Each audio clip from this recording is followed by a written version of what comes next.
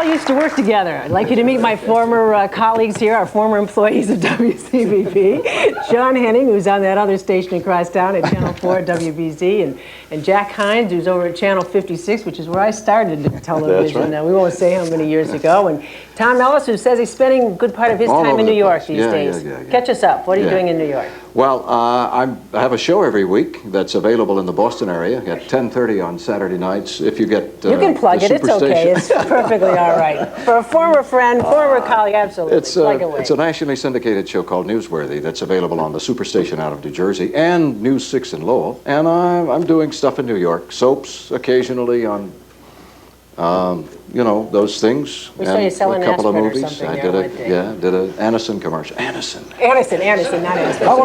You know what I want to really do is thank you and Channel 5 for inviting me to come back to town for this. Glad to have you. Haven't had a chance to say hello to my friends in New England. We're doing all of this, looking back, Tom and Jack and John. You know, we're doing news for 20, 30, something around that. Yeah, 40 give or take a years few. here. Yeah, the world was Do we do it any better?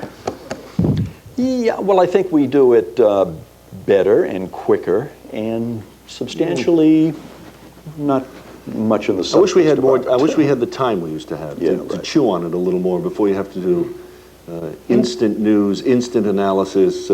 Sometimes you have reporters with a stand-up doing a live, what we call a Revlon shot, a beauty shot, not knowing as much as they do back on the station, but out there standing in front of an important building or an event and not having much information. Because the technology allows us to do it. That's right. And the satellites become a mixed blessing, really. You know. But clearly we've made some tremendous gains. Technology has jumped leaps and bounds, and has helped us to do the job. But a lot of times it becomes the tail that wags the dog too. And I really do wish we didn't have to put as much information through without thinking more about it. On the other hand, we've been able to bring events to people that we could never have done before. You know, we wrote the book on that here at WCVB in 1976 when the Queen's visit came. It was the first time, to the best of my knowledge, in the United States that a local TV station fielded 11 cameras. You were all here when we were doing that? I remember the first night we had the live camera out on the Mystic Tobin Bridge looking over Ward 2 in Chelsea when it was burning down. During the fire. fire. They just wheeled that live camera out there, and I was out there for 14 straight hours doing live reports out of Chelsea. And when we were doing news on a 16mm film before videotape,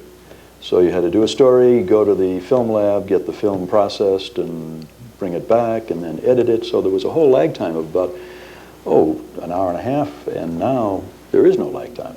But you know, we keep talking about great old days. These are the greatest old days right here, right? Writing the history right now. A lot of young people getting into the business now, and John and I are fending them off. I want to know how you do it. Back to school. Wait. Go back to school and study some more. Give us a little more time. Oh, I wish we had more time to reminisce here. John and Jack and Tom, it's so good to have you all here.